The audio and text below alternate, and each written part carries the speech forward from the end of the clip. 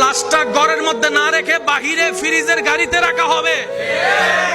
ঘরের সামনেই গাড়ি, ফ্রিজের মধ্যে লাশ।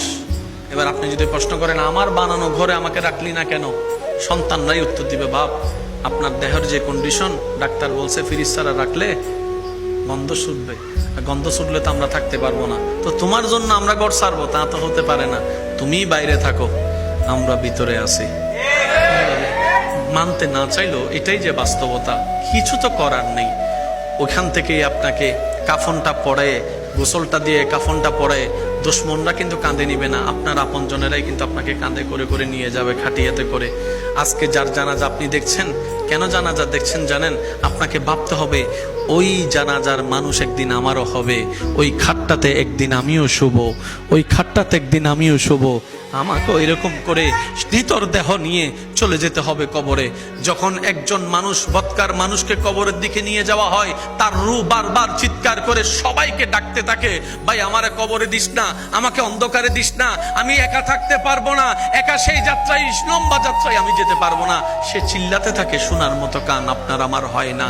আপনার আপনজনেরাই আপনাকে কোমরের মধ্যে গামছা বেঁধে, দুইজন নিচে থাকবে, হাতটা দিবে, দুইজনে কোমরের মধ্যে ধরবে, দুইজনে পা মাথা ধরে আস্তে আস্তে নামানো হবে। চিৎকার দিতে থাকে সেই সময় মৃত্যু ব্যক্তিরা, তখন রুহরা চিৎকার দিতে থাকে, ভাই আমাকে নামাইস না, আমি পারবো না থাকতে, কবরের মধ্যে থাকতে পারবো না। কে শুনে কার কথা? ভালোবাসা যতই হোক, শরীর থেকে গন্ধ শুরু হলে ভালোবাসা তো আর ভালোবাসার জায়গায় থাকবে না, এটাই তো বাস্তবতা।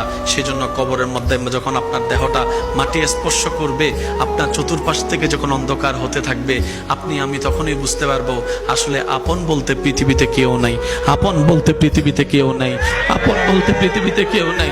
সবাই শুধু সাময়িক চলার একটা নাম মাত্র, সবই সাময়িক একটা চলার বাহানা মাত্র। পরিচয় দিব কি এই মেয়েটাকে? সেজন্য বলে যে এটা স্বামী, এটা স্ত্রী। পরিচয় দিব কি এই ছেলে মেয়ের? তখন উত্তর দেয় এটা আমার বড় ছেলে, এটা আমার বড় মেয়ে। সামান্য একটা পরিচয় মাত্র। মনে রাখবেন, আর বান্দাদের কোনো পরিচয় হয় না, বান্দাদের শুধু একটাই পরিচয়, প্রত্যেকটা মানুষের শুধু একটাই পরিচয়, সেটা হচ্ছে রবের বান্দা আর নবী মুস্তাফার উম্মত।